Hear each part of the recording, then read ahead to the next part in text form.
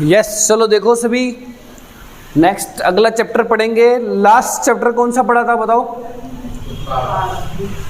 उत्पाद पढ़ा था, उपभोक्ता का व्यवहार, उपभोग पढ़ा था।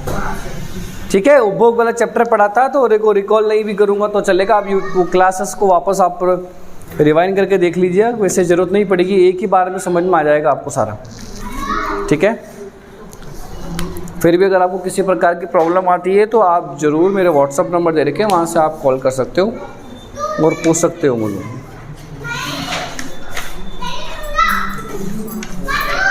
अब मांग वाला जो चैप्टर है वो देखना सभी आप। ये डिमांड वाला चैप्टर है ना, कहने के लिए तो बहुत आसान है, लेकिन जब पढ़ने बैठते हैं ना तो धीरे धीरे धीरे धीरे ये आपस में ही ये उलझ जाता है चैप्टर। तो मांग का मतलब क्या होता है, डिमांड का मतलब बेसिकली क्या होता है कि इच्छा, किसी वस्तु के लिए आपके मन में क्या हो गई, उस चीज़ की इच्छा हो गई, तो उसको ही क्या कहा जाएगा, मांग कहा जाएगा। लेकिन मांग का अर्थ केवल इच्छा ही नहीं होता। मैंने आपको पता है, नोट्स फोटो भी करा ली होगी शायद आपने। तो सामान्य बोलचाल की भाषा में मांग का अर्थ प्रभावपूर्ण इच्छा या आवश्यकता से, लेकिन केवल इच्छा रखना ही मांग नहीं होती। यदि मांग का विस्तार से अध्ययन किया जाए तो उसमें 5 तत्व निहित होते हैं। कितने तत्व निहित होते हैं? 5। पहला तत्व होता है बेटा वस्तु की इच्छा। पहला क्या होता है? वस्तु की इच्छा। अब जैसे अगर आपको उस वस्तु की इच्छा ही नहीं है तो फिर मतलब क्या ज़बरदस्ती लाने का? तो पहला आपके लिए आपके लिए मन में क्या होनी चाहिए? इच्छा। दूसरा, अब इच्छा तो बहुत है, लेकिन साधन व्यय करने की आपके पास स्थिति भी होनी चाहिए, पर्याप्त साधन भी होना चाहिए आपके पास। पर्याप्त क्या होना चाहिए? मतलब मुद्रा। मैं तो मेरा घर के बाहर एरोप्लेन खड़ा रहे तो कैसे रहेगा भाई? उसके हिसाब से आपके पास क्या होनी चाहिए? मुद्रा भी होनी चाहिए। अब सर मुद्रा भी है, इसको लाने के लिए पैसे भी है, लेकिन उसको साधन को व्यय करने के लिए, मैं खर्च करने के लिए तत्पर भी होना चाहिए। कई ऐसे लोग होते हैं जो इच्छा भी है, पैसे भी, लेकिन फिर भी नाटक कर जाते हैं। बताओ कौन होते हैं? मम्मी पापा, पैसे भी है और बच्चों की क्या है, लेकिन नहीं दिलाएंगे। कहीं नहीं बेटा बाद नहीं ले, वहाँ बाद में ले, वहाँ पर, और बाद में फिर कभी आता ही नहीं ज़िंदगी में। ठीक है।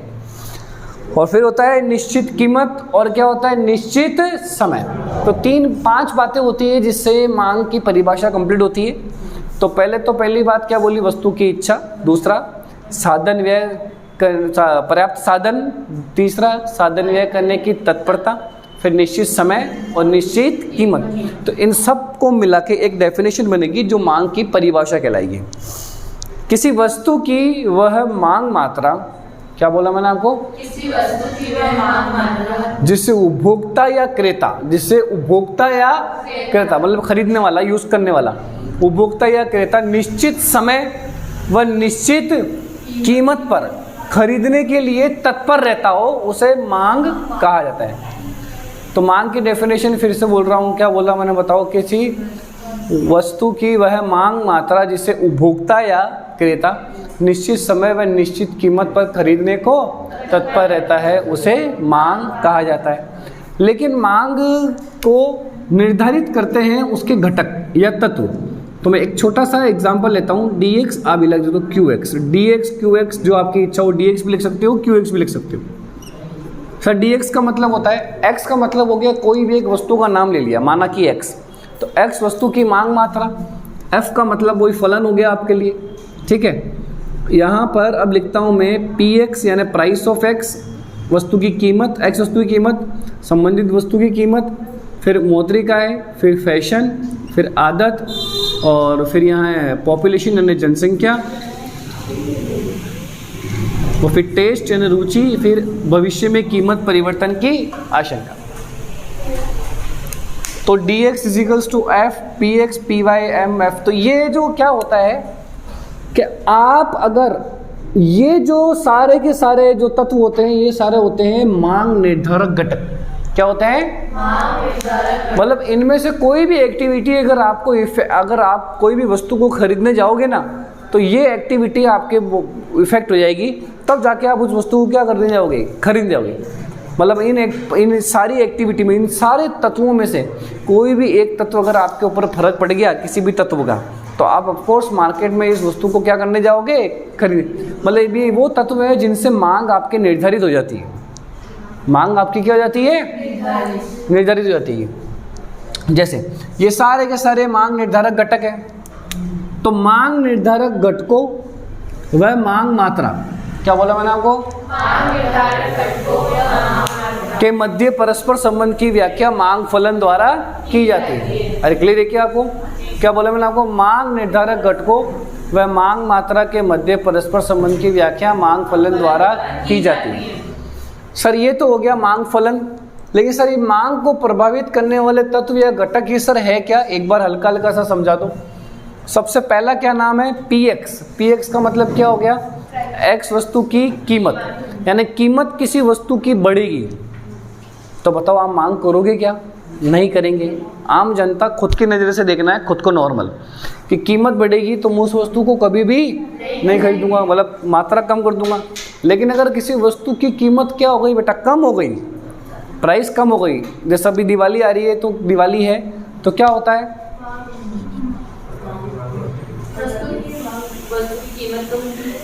वस्तु की कीमत कम हो जाएगी, तो फिर ऑफकोर्स वहाँ पर ऑफर लगेंगे। ऑफर लगने से कीमत क्या हो जाएगी? कम, तो उनकी मांग मात्रा क्या हो जाएगी?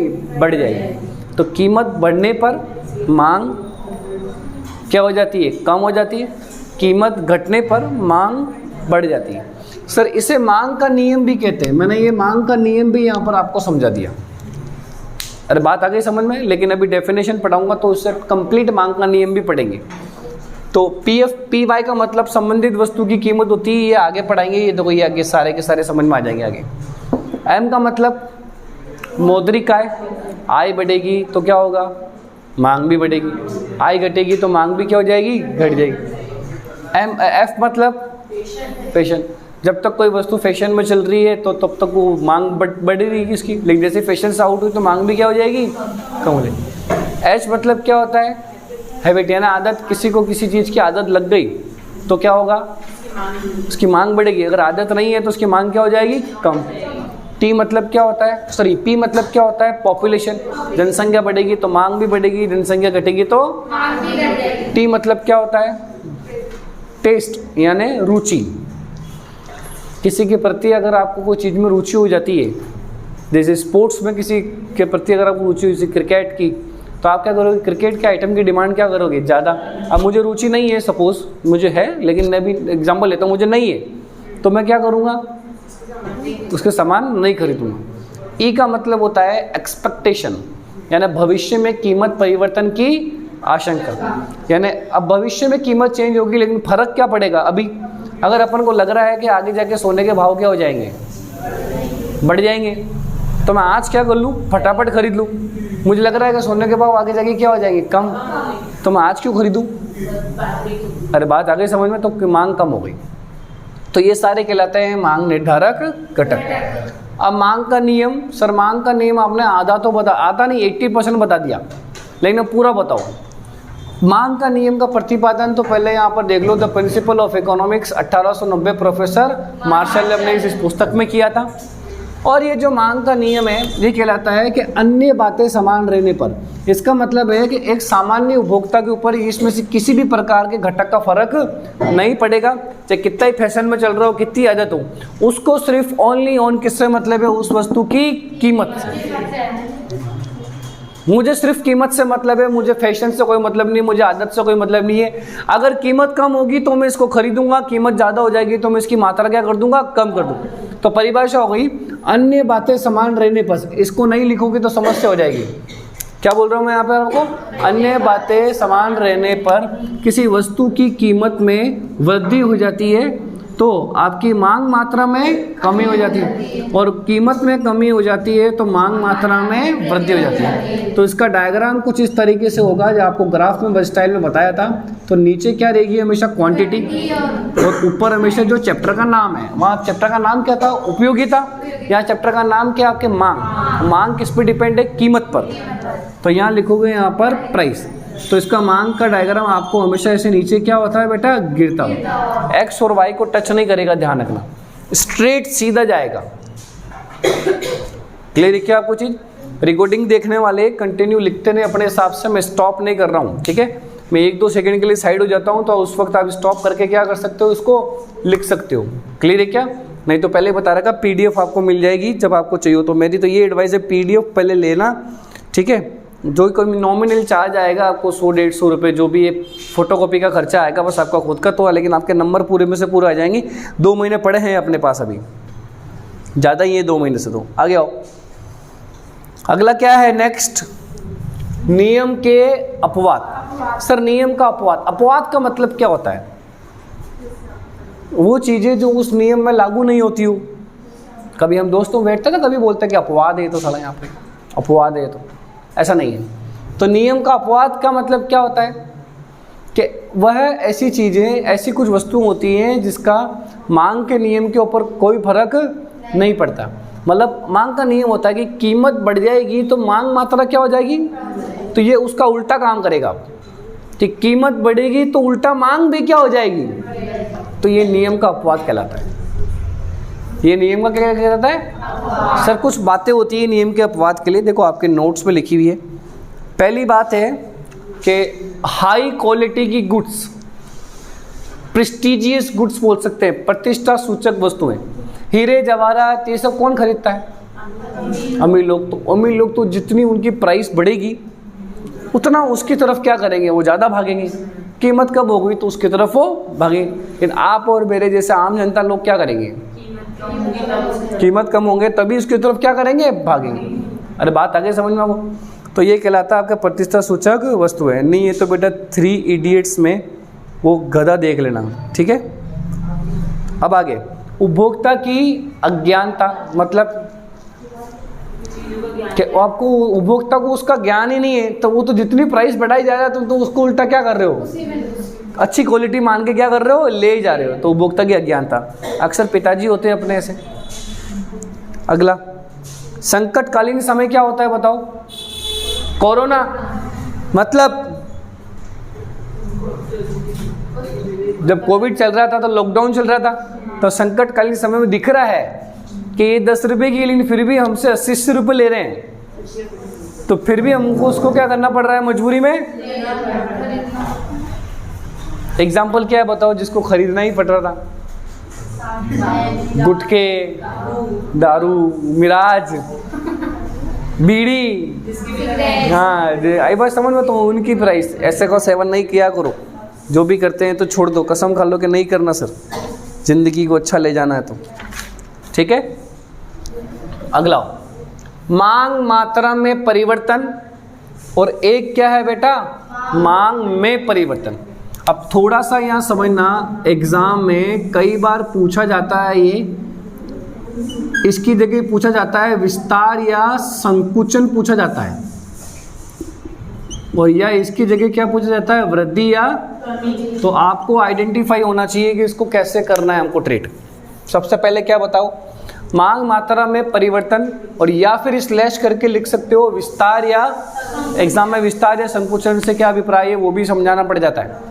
तो दोनों का मतलब क्या है, एक ही होता है। सर मांग मात्रा, आप एक बात बताओ, अब फैशन के थ्रू, आदत के थ्रू उस वस्तु के प्रति वहाँ पहुँच तो गए दुकान में, लेकिन मात्रा तो किस पे डिपेंड है, उसकी कीमत पर।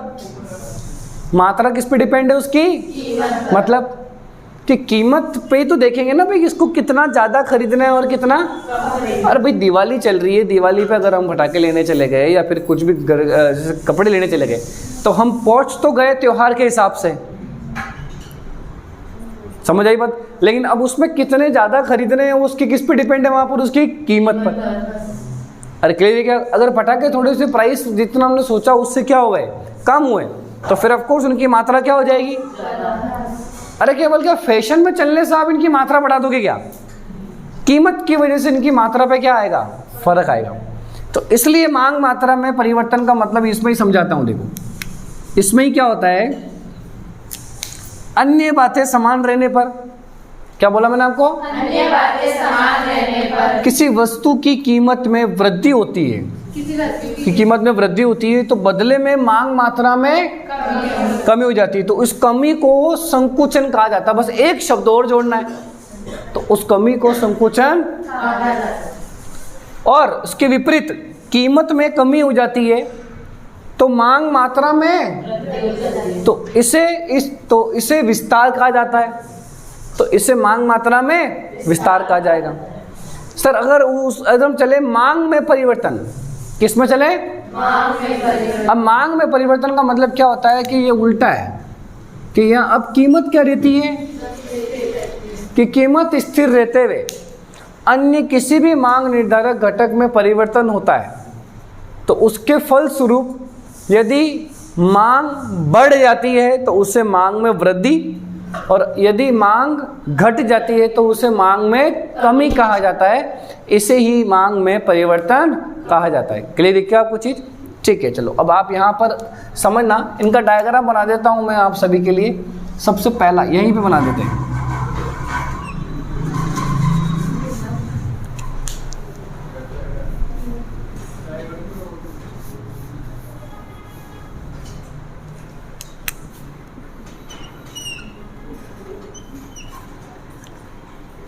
तो ये तो मांग का डायग्राम है, तो ये तो हो जाएगा बेटा विस्तार या संकुचन। ये विस्तार और ये क्या है? लेकिन यहाँ कीमत क्या है? स्थिर, क्योंकि प्राइस है ना ये लाइन। तो ये देखो कीमत अगर मांग बढ़ गई तो कहाँ चल जाएगी? राइट साइड में, और मांग घट गई तो कहाँ जाएगी? लेफ्ट साइड में। क्लियर है क्या आपको चीज? चलो आगे। मांग का नियम लागू होने के कारण, अब मांग का नियम लागू होने के कारण टोटल कारण कितने होते हैं? 4। पहला सीमांत उपयोगिता ह्रास नियम का प्रभाव। किसका प्रभाव है? सीमांत उपयोगिता ह्रास नियम का प्रभाव। सर अभी जस्ट कल पढ़ के आए हैं सीमांत उपयोगिता ह्रास नियम क्या होता है। जैसे जैसे किसी वस्तु या सेवा का उपयोग करते जाते हैं तो वैसे वैसे हर अगली इकाई से प्राप्त उपयोगिता क्या होती जाती है? हर अगली इकाई से प्राप्त उपयोगिता घटती जाती है। तो बताओ ऐसी वस्तुओं की मांग आप ज़्यादा करोगे क्या? नहीं करेंगे। क्यों? मतलब अधिक कीमत पर करना चाहोगे क्या? मेरे पास अगर 10 मार्कर है तो मेरी संतुष्टि है, तो अब और के अगर मार्कर आते हैं तो मेरी उपयोगिता क्या होती जाएगी? तो अगर आप मुझे कोई बोले कि सर आपको मार्कर चाहिए कि, तो मैं क्या कर दूंगा? मना। क्यों? है, लेकिन अगर उसने बोल दिया कि 10 रुपए का मार्कर है सर मैं आपको 2 रुपये में दूंगा, तो कीमत कम हो गई तो फिर भी मैं क्या कर लूंगा? अरे क्लियर देखिए आपको, ये होता है सीमांत उपयोगिता ह्रास नियम का प्रभाव। सेकंड होता है आय प्रभाव की क्रियाशीलता।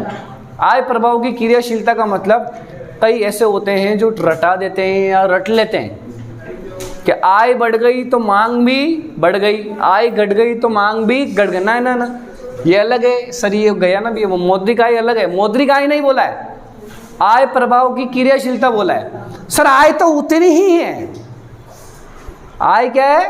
उतनी है। लेकिन अगर किसी वस्तु की कीमत बढ़ गई तो बताओ अब आपको आय ज्यादा दिख रही है कम दिख रही है? तो इसका मतलब वास्तविक आय क्या दिखने लग जाएगी? कम दिखने लग जाएगी। और अगर किसी वस्तु की कीमत क्या हो रही है तो अब आपको आय क्या दिख रही है? तो इसका मतलब वास्तविक आय क्या हो गई? बढ़ गई। आय में कोई परिवर्तन नहीं हुआ आपके। अरे बात आ गई समझ में? कीमत में परिवर्तन हुआ है, उससे आपको कोई चीज महंगी और क्या हो जाती है? अरे क्लियर है क्या मुझे? ये आम जनता के साथ आपके और मेरे साथ होता रहता है कंटिन्यू। किसी का फोन देना।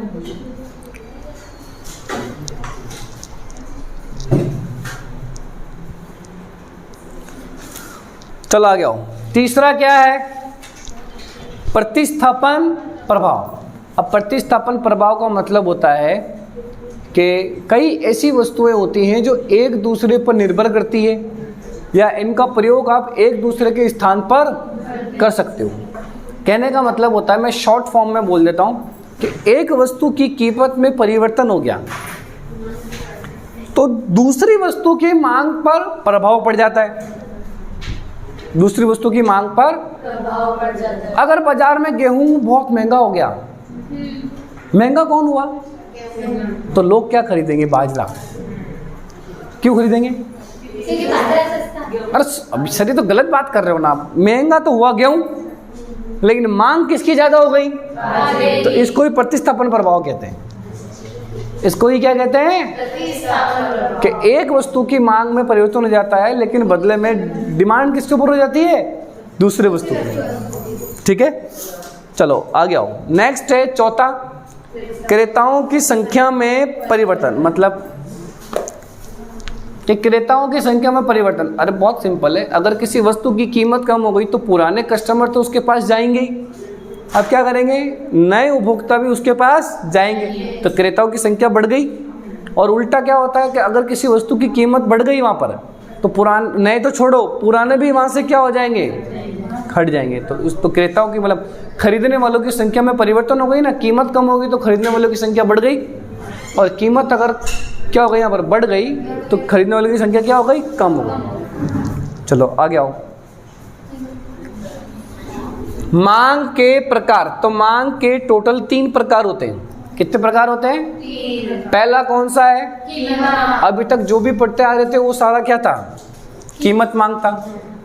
अभी तक जो भी पढ़ते आ रहे थे वो सारा क्या था? कीमत मांग। दूसरा आय। आय मांग क्या होता है? श्रेष्ठ या उत्तम वस्तुएं या निकृष्ट वस्तुएं। सर, आय मांग का मतलब होता है वह मांग, मतलब ऐसे उपभोक्ता भी होते हैं जिनको कीमत से कोई लेना देना नहीं है। आई बात समझ में? उसको कीमत से कोई लेना देना नहीं है। अरे गोबर का भी केक बना दो ना उसके ऊपर, लेकिन उसके ऊपर प्राइस रख दो 1000 रुपये, तो वो क्या कर लेंगे? उनके पास जेब में क्या होना चाहिए? पैसा होना चाहिए। तो उनके लिए क्या बनाया गया है? आय मांग बनाई गई है। क्या बनाई गई है? आय मांग। कि कीमत में कोई फर्क नहीं आएगा। फर्क आएगा तो अगर मांग बढ़ेगी तो फर्क का कारण कौन होगा? सिर्फ आय। कितना ही महंगा होगा, लेकिन ये होते हैं आप और मेरे जैसे परिवार। जब पैसा आता है ना बेटा तो बहुत रईसी हो जाती है अपनी, कुछ नहीं सोचता। अरे ले ले तू, तो बहुत पैसा है।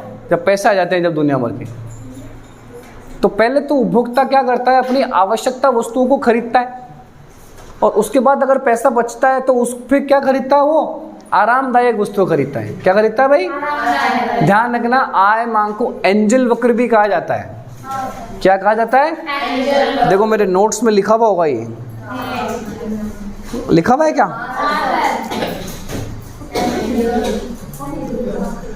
देखो एग्जाम में आ सकता है, ऑब्जेक्टिव में, फिल इन द ब्लैंक्स में। आय मांग को और किस वक्र के नाम से जाना जाता है? एंजल वक्र के नाम से जाना जाता है। समझ आ गई बात? ठीक है, तो एंजल वक्र के नाम से जाना जाएगा। तो इसका तात्पर्य क्या हो गया सर? यहाँ समझना आप सभी कि अब आय मांग वक्र होता है, वो धनात्मक भी हो सकता है और ऋणात्मक।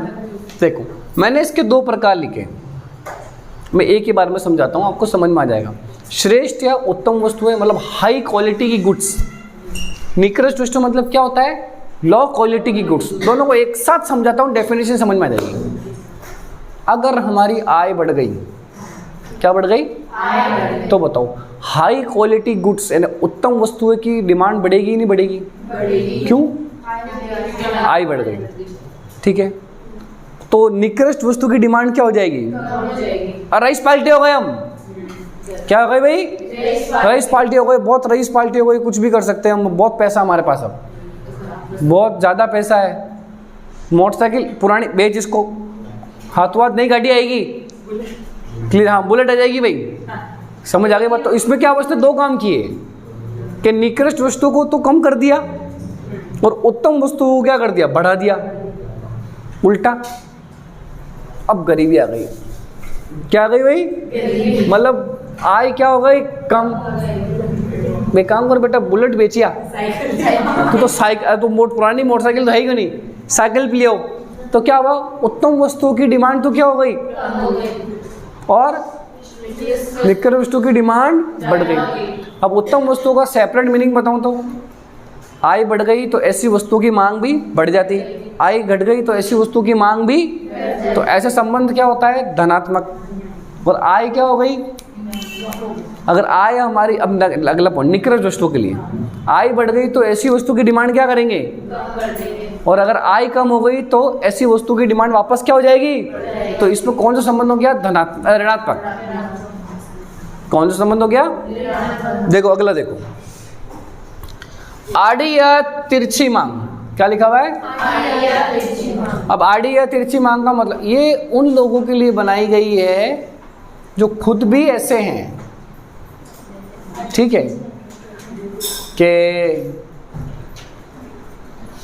जैसे मैं एग्जांपल लेता हूँ, मैंने अगर किसी स्टूडेंट की मम्मी को अगर फ़ोन किया कि आपके बच्चे के 10 में से 6 नंबर आए, ठीक है, तो मम्मी का सामने से जवाब क्या आता है, सर औरों के भी कम आए क्या।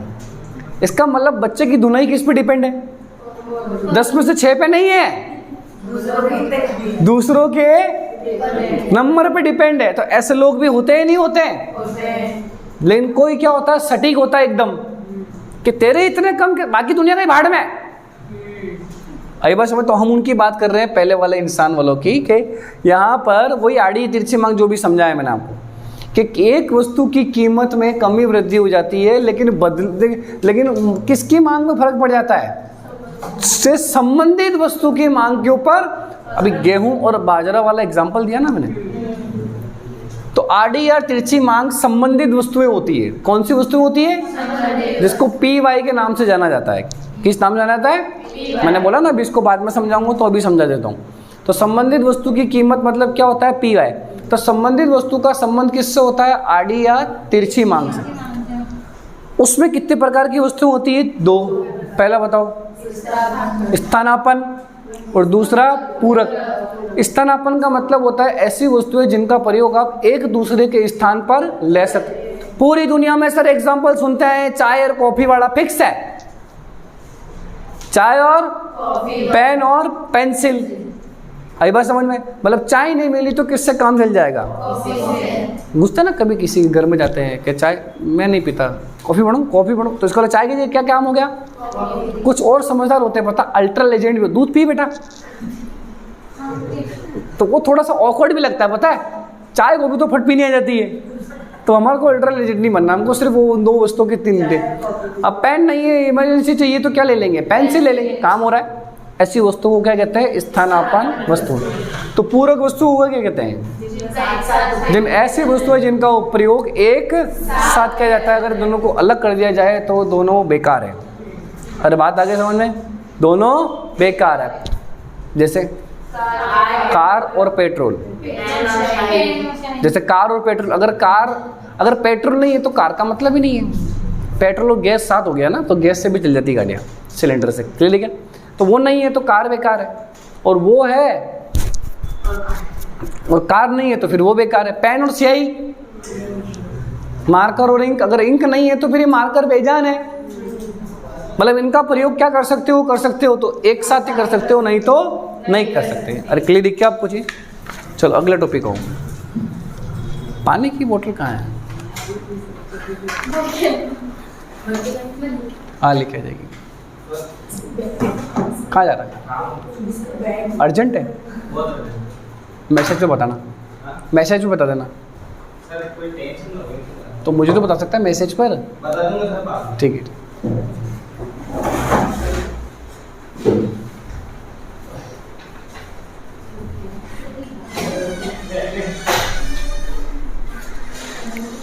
अगला देखो, मांग की लोच। सर मैंने इस चैप्टर को इसके अंदर मिक्स ही कर दिया है, ठीक है।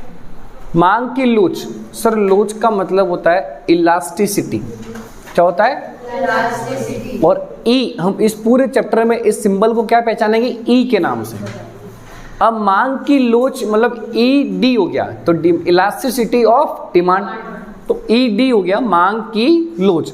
अब मांग की लोच का मतलब होता है कि पहले बता दो, लोच वाले के अंदर कुछ वर्ड फेमस है, वो वर्ड नहीं लिखे तो आपको कुछ नहीं आया, आपका नंबर ही नहीं मिलेंगे। या पर यहाँ तो लिखा जाता है आनुपातिक परिवर्तन, और या फिर यहाँ क्या लिखा जाता है, दोनों में से कोई एक। इसके बिना ये परिभाषा बिल्कुल क्या है, नॉर्मल डिमांड की हो जाएगी, नहीं तो ये परिभाषा नहीं कहलाएगी। मांग निर्धारक घटकों में, क्या बोला मैंने आपको, मतलब सारे निर्धारक घटकों में आनुपातिक परिवर्तन होता है, तो जिसके फलस्वरूप उसकी मांग मात्रा में आनुपातिक परिवर्तन होता है, तो उसे मांग की लोच कहा जाता है। सर मांग 3 प्रकार की होती है, एक होती है कीमत मांग, एक होती है आय मांग, और एक होती है, बताओ क्या होती है, तिरछी या आड़ी मांग। तो इसका मतलब मांग की लोच भी कितने प्रकार की होगी, 3।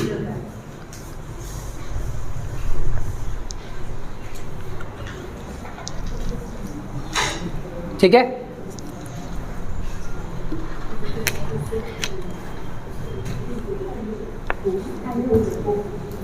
तो मांग की लोच भी कितने प्रकार की होगी, 3।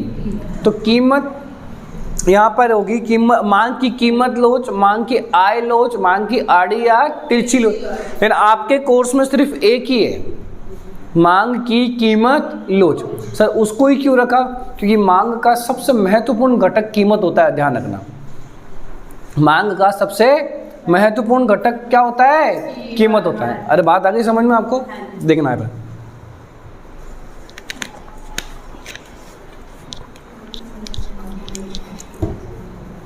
तो यहां पर मांग निर्धारक घटक की जगह आपको एक क्या वर्ड जोड़ देना है, वस्तु की कीमत।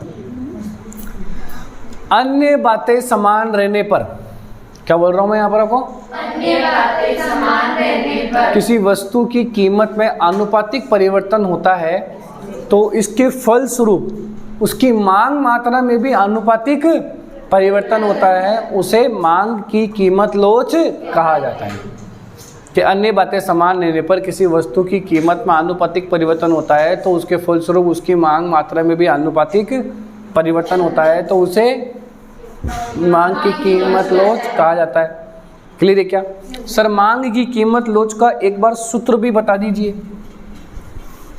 चलो आप ना क्लास में ही हो तो लिख सकते हो सूत्र, जो फेस टू फेस वाले हैं उनके तो लिखा हुआ है।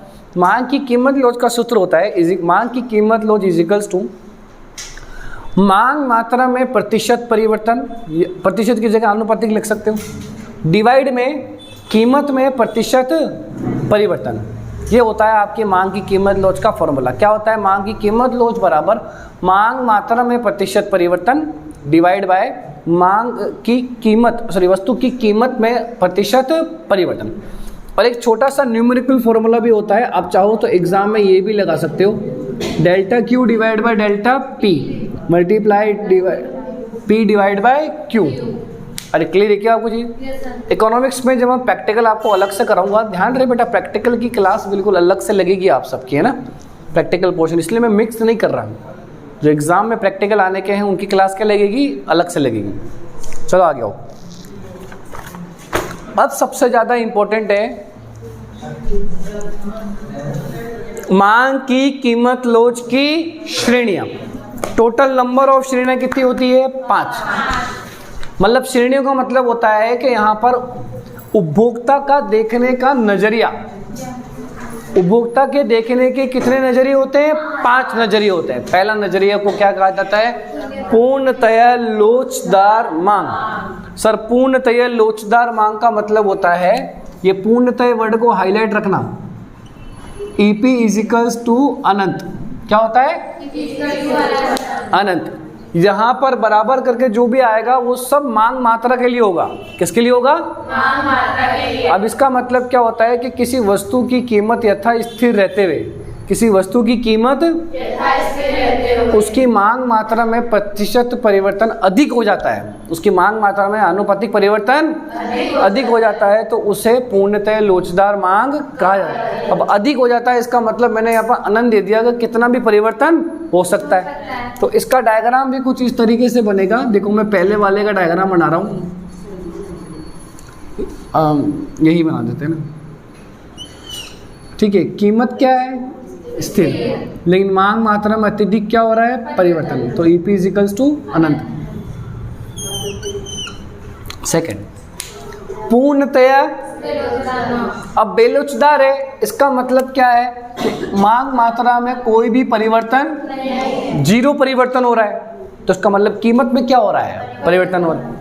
तो अब यहाँ पर क्या होता है कि ये लो, ये आपकी ये लाइन मांग मात्रा होती है, तो मांग मात्रा तो क्या है, इक्वल, जीरो परिवर्तन है मांग मात्रा में तो, लेकिन कीमत में क्या होता है, अधिक परिवर्तन होता है। तो परिभाषा क्या होगी, किसी वस्तु की कीमत में आनुपातिक प्रतिशत परिवर्तन होने पर उसकी मांग मात्रा में कोई परिवर्तन नहीं होता है या स्थिर रहती है, तो उसे पूर्णतया बेलोचदार मांग कहा जाता है। अगला क्या है, इकाई के बराबर या लोचदार मांग। तो EP इजिकल्स टू क्या है, 1। इकाई के बराबर मांग, इकाई के बराबर भी बोल सकते हैं या फिर लोचदार मांग भी बोल सकते हैं। मतलब कि किसी वस्तु की कीमत में आनुपातिक परिवर्तन, जितना कीमत में परिवर्तन होता है उतना ही मांग मात्रा में परिवर्तन हो गया।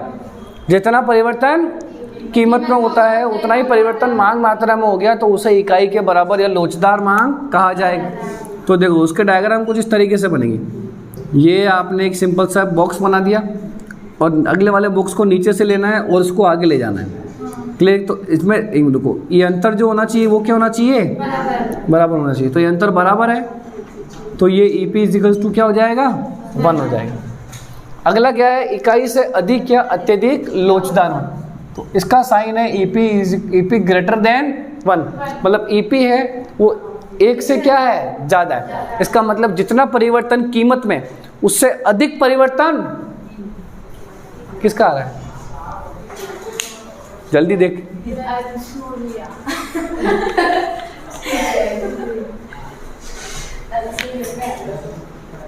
टाइम का मैसेज करना यार,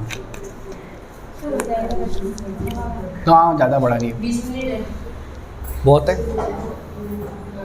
इकाई से अधिक या अत्यधिक लोचदार, इकाई से अधिक मतलब अब जितना परिवर्तन किसी वस्तु की कीमत में होगा उससे ज़्यादा परिवर्तन उसकी मांग मात्रा में होगा, इसलिए इसको क्या कहा जाता है, इकाई से अधिक।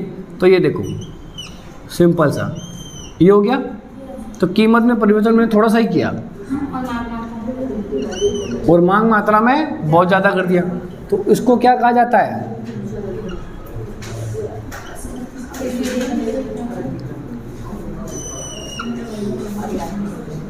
EP greater than 1। और अब इकाई से कम में क्या होगा कि कीमत में तो बहुत ज़्यादा परिवर्तन, लेकिन मांग मात्रा में कम परिवर्तन। समझ आ गई बात आपको? तो देखो कीमत में ज़्यादा और मांग मात्रा में,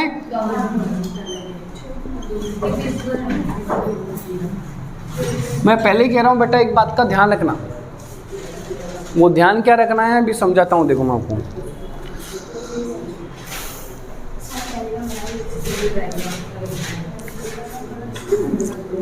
और एक तो इसको ऐसा ही करो, ये इकाई से अधिक ऐसा आएगा, ग्रेटर देन तो ज़्यादा है ना, ये तो लेस देन वाला पोर्शन हो गया कि ये वाला पोर्शन कीमत का है और ये वाला पोर्शन मांग मात्रा ने क्यू का है। क्लियर है क्या कुछ? चलो आगे आओ। मांग की कीमत लोच को मापने की विधियां। पहली विधि का नाम,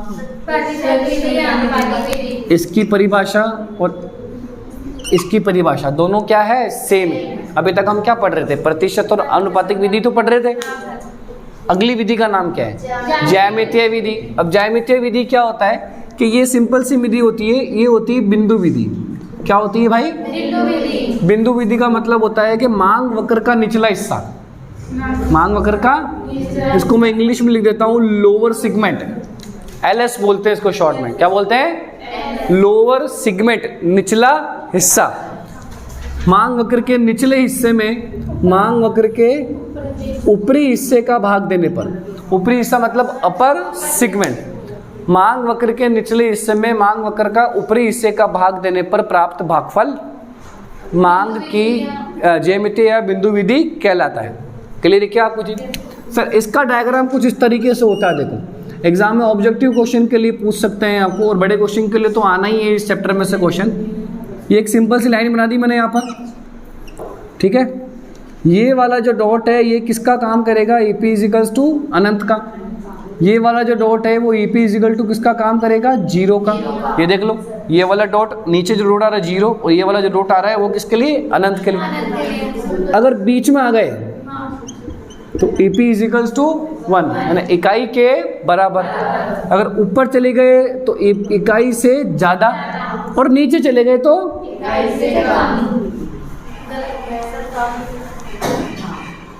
अरे ये थोड़ा है ना, हाँ अरे क्लियर क्या कोई। अगर ऊपर चले गए तो इकाई से ऊपर, इकाई से ज़्यादा, नीचे चले गए तो इकाई से कम। अरे समझ आ गई आपको बात। चलो अगला आओ, नेक्स्ट।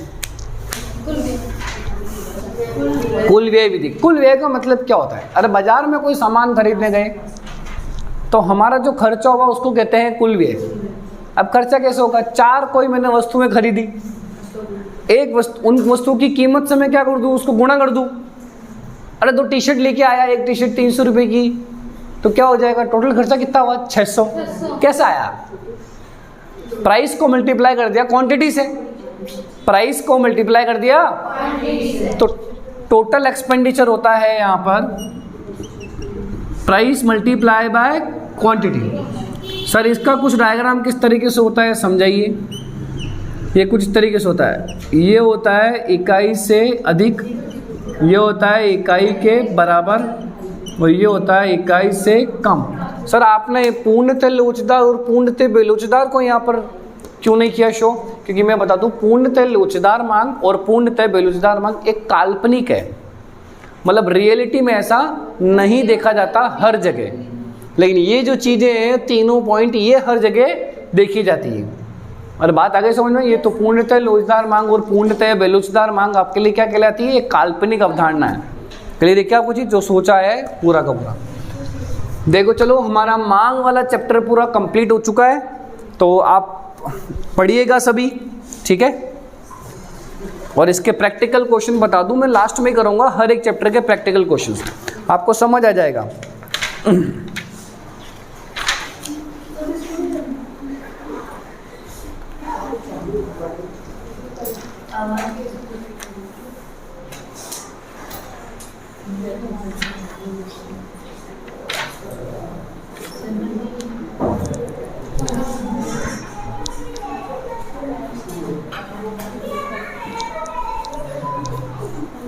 चलो एक काम करो, इसमें एक चीज और समझा देते हैं आपको, है ना। पूर्ति भी इसके अंदर ही शामिल है।